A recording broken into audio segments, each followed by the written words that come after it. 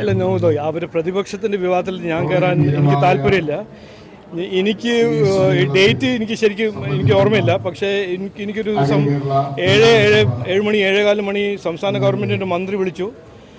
Central government പൂർണ്ണ സഹായം വേണമെന്ന് പറഞ്ഞു. ഞാൻ അന്ന് തന്നെ ഡിഫൻസ് മിനിസ്റ്ററോടും പ്രൈം മിനിസ്റ്റർ ഓഫീസറോടും സംസാരിച്ചു. അന്ന് 12 മണി മുതൽ കോസ്റ്റ് ഗാർഡും നേവിയും കംപ്ലീറ്റ് മൊബിലൈസ് ആയി.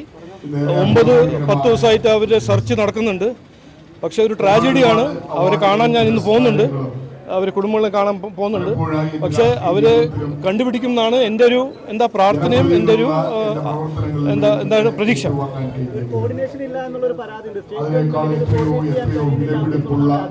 ആരാണ് ഈ പറഞ്ഞത്? ആര് പറഞ്ഞു? നോക്കൂ, ഈ സെർച്ച് നടത്തുന്നത് നേവിയും കോസ്റ്റ് ഗാർഡാണ്. അവർ പ്രൊഫഷണലായിട്ട് ചെയ്യുന്ന, അവർ എത്രയോ കാലമായി ചെയ്യുന്ന ഇൻസ്റ്റിറ്റ്യൂഷൻസ് ഓർഗനൈസേഷനാണ്.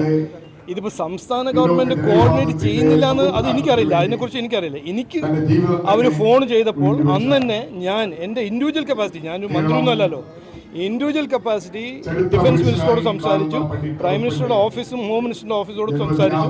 അവർ പറഞ്ഞു ഇത് പെട്ടെന്ന് ചെയ്യണം. സെൻട്രൽ ഗവൺമെൻറ് നേവിയും കോസ്റ്റ് ഗാർഡ് വഴി അത് അന്ന് തന്നെ തുടങ്ങി. ഈ അർച്ചനായ്ക്ക് അടക്കമുള്ള ആളുകൾ സംസ്ഥാന പോലീസിനെ വെല്ലുവിളിച്ചുകൊണ്ട് മുന്നോട്ട് പോകുന്ന ഒരു സാഹചര്യമൊക്കെ ഉണ്ടായിരുന്നു.